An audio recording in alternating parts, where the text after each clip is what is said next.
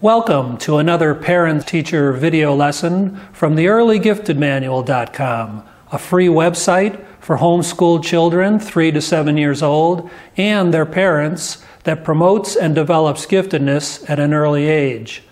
I am Gary Blank, the creator of that site, and your host and facilitator for this video and all of the videos in my educational program. As the video lessons are designed to work in conjunction with the program on my website, I ask you to, at some point, click on the URL link in the description box below, and this action will take you to the earlygiftedmanual.com. By doing that, you will be able to put this lesson and all of the video lessons here on my channel in the proper context of the total program that I am presenting to you and your child. Welcome to part 2 of lesson 5, handwriting. And now we're going to work on words. We're going to shift the emphasis from letters to actually writing whole words. And this lesson will describe what you will be doing in the exercise called Word Fun in the Sound Steps to Reading program. And the first part of this is copying words. And as you can see, I've actually prepared this lesson ahead of time. So you can, and this would be what the first Word Fun lesson looks like, only 4 words. So you could prepare a paper like this ahead of time, or you could write these words as your child watches you. It really doesn't matter that much. And the purpose of this part of the lesson is strictly a copying exercise. You want to focus on that and really not anything else. So you will instruct your child to simply copy what he sees here. And here's how that will happen. First word, pop. He will work directly below it. And of course, he's copying. He's trying to make it look just like the one above it. And some kids might want to keep going down, but make sure that he or she is working across. So after she does pop, have her go to the next word, tot, and copy it. And of course, continue on. He or she will continue on to the end and then start another line and another line. Initially, it may be very hard for your child to make it all the way down to the end. They might tire out before that, but try to get as far as you can. Give him as much support as he needs. Some kids actually don't like parents hovering over them. You can, if your child's like that, you can just leave them alone and then make corrections at the end, or you can be very interactive and kind of help a little bit, help him or her with the challenge as they go along. All right, here's what you're going to be looking for with this particular copying exercise. And this is in order of importance. The first thing you're looking for is good letter formation. Does it actually look like the letter, like the letters, I should say? And you know, how's the spacing? Are the letters close together? Are they spread out? Are there spaces between the letters? So those are things you want to look for and correct at this early stage. The direction, did he form the letters correctly? Did he start in the right spot? Did he go in the right direction? And actually, this is important because it really aids in the flow of writing as your child goes along as a writer. Is the line strong? You want to see a really strong line, not a light line that's shaky looking, although if your child's muscles are not strong yet in his fingers, you may get that, and you're just going to have to hang in there for a while. That will improve. And finally, location of the letter, and this will be extremely difficult early on for your child? Are those letters ending up in the right place, or are they looking like something like this? And you have to expect that early on, but gently show him or her where that needs to go, and be very patient. That's going to take a while for that to develop. All right, that's the copying part of Word Fun. Now the second part is a dictation exercise. So let me get a clean sheet of paper over here.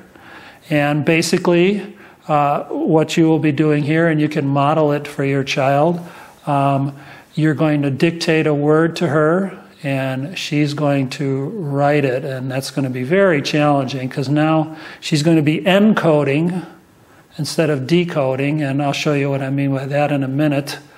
And change the order of the words around a little bit, and I'll do that here as I give you an example.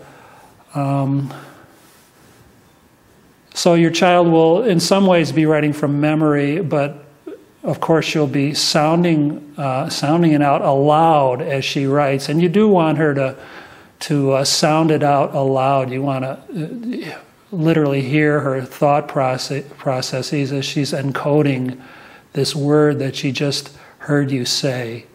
All right, so let's choose one here. Let's choose a word. You would say, write the word pot. And I'm going to pretend like I'm your child. And what she will have to do is break that word up into its separate sounds, and hopefully she will do this, p, p, p, and write p,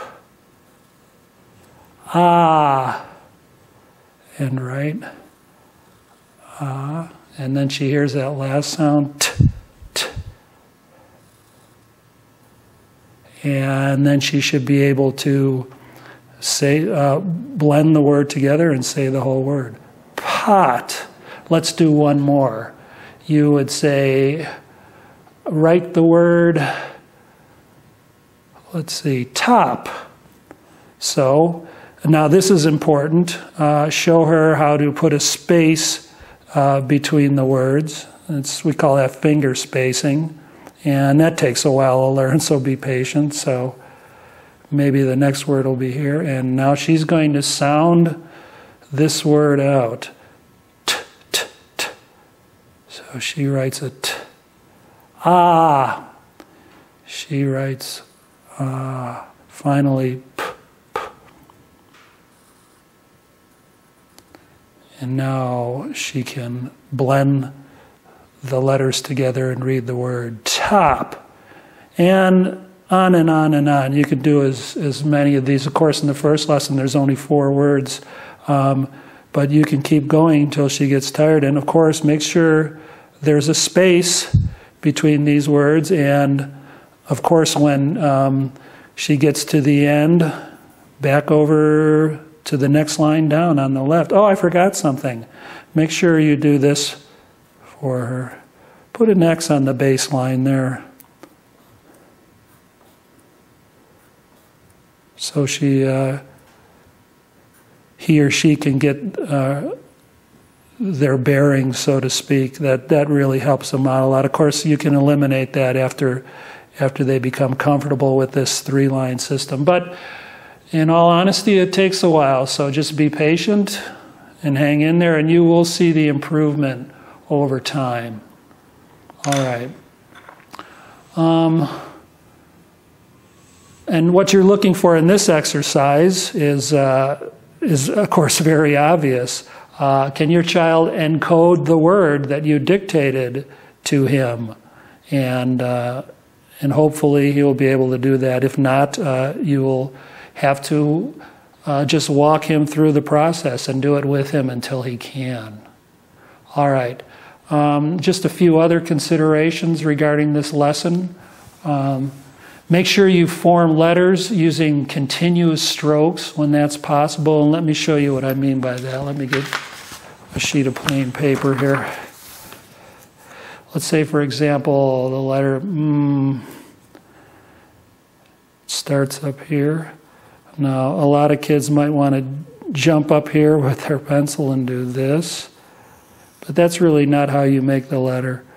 You start here, down to the bottom, one hump, two humps. So you're actually backtracking on some of these lines, or I should say he or she is backtracking on some of these lines.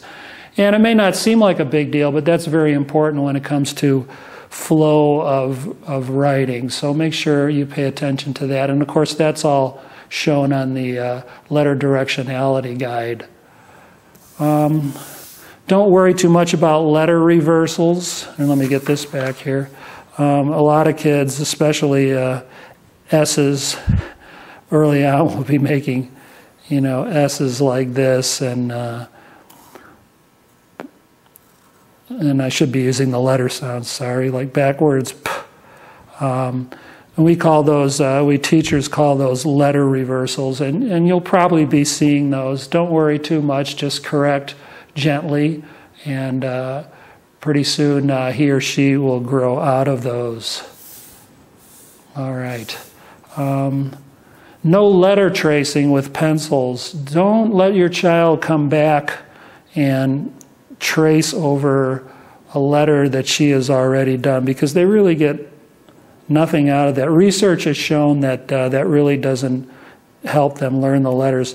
The finger tracing does, because it's a much larger letter, and it gets that process of making the letter in their muscles. But actually tracing letters doesn't work as well, because some kids will go like slow motion like this, and it really doesn't help them very much, or they might go too fast and really not get anything out of it either.